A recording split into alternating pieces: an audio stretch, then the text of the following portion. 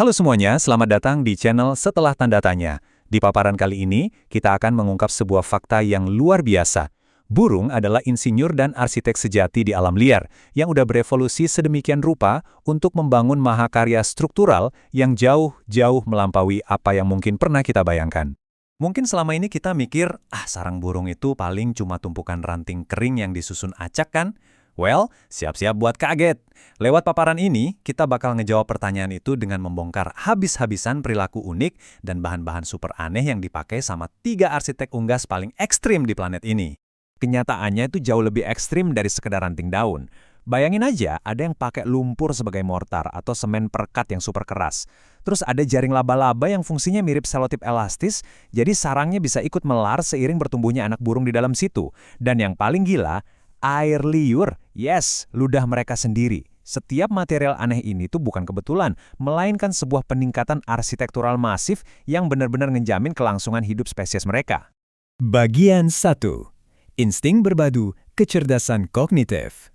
Nah, selama lebih dari seabad, para ilmuwan tuh terus berdebat, burung bikin sarang ini murni karena insting buta, atau emang mereka itu mikir cerdas? Di abad ke-19, Alfred Russel Wallace pernah ngasih semacam tantangan logis yang menarik banget.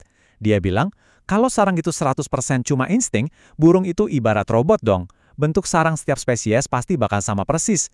Tapi faktanya nggak gitu loh. Penelitian modern ngebuktiin kalau burung yang lebih tua dan berpengalaman bisa bikin sarang yang jauh lebih kokoh, rapat, dan aman dibanding burung muda yang baru pertama kali bikin.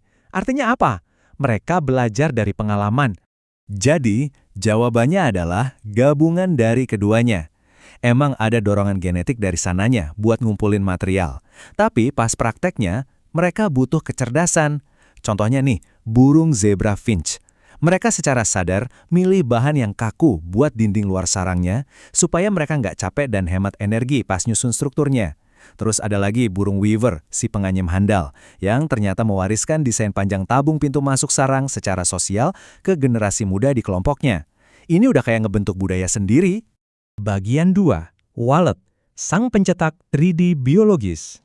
Kalian pasti tahu burung walet kan? Nah, burung ini tuh benar-benar berfungsi persis kayak mesin pencetak 3D biologis yang hidup. Proses pencetakan ini nggak instan, butuh waktu berminggu-minggu. Kelenjar di bawah lidah mereka bakal membesar dan terus memproduksi liur yang super lengket. Menggunakan paruhnya yang lincah banget, walet bakal nempelin titik awal di dinding, terus dia narik untayan liur itu tipis-tipis, bolak-balik lapisin terus sampai kebentuk sebuah sarang yang melengkung kayak mangkok. Rahasia utama dari arsitektur ekstrim ini ada di glikoprotein. Ini adalah protein kompleks di dalam air liur mereka yang fungsinya kayak biolem super kuat. Begitu liur ini kena udara luar, dia langsung mengeras bak beton ringan. Berkat keajaiban material ini, sarang walet bisa nempel erat banget di dinding gua vertikal yang super licin sekalipun. Tujuannya jelas, buat nyiptain benteng pertahanan mutlak yang mustahil banget dijangkau sama predator dari bawah. Bagian 3. Maleo, insinyur geotermal alami. Lanjut ke burung endemik Sulawesi ini, maleo punya cara kerja yang beda total.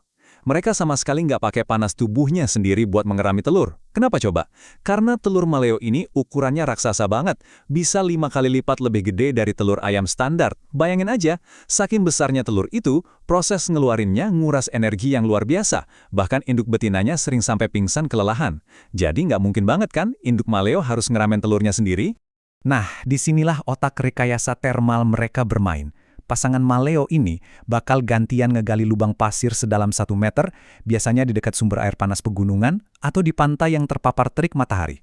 Menggunakan tonjolan khusus di kepalanya, mereka bisa ngedeteksi panas bumi sampai nemuin titik presisi yang suhunya pas di angka 32-35 derajat Celcius. Pinter banget kan? Mereka benar-benar ngebajak sistem pemanas alami bumi buat ngeramin telurnya. Dan hasil dari inkubasi geotermal ini tuh sungguh luar biasa. Setelah menetas di bawah tanah, anak burung maleo ini harus berjuang sendiri ngegali pasir ke atas. Proses ini aja bisa makan waktu sampai 48 jam penuh.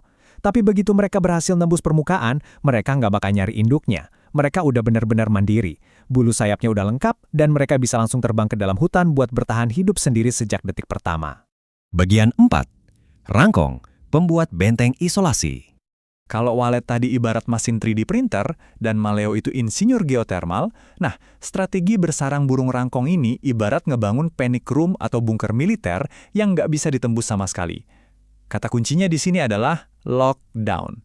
Demi melindungi diri dari ganasnya predator hutan hujan, rangkong betina bakal masuk ke dalam lubang di pohon yang tinggi, lalu secara sadar menyegel atau mengisolasi dirinya sendiri dari dalam.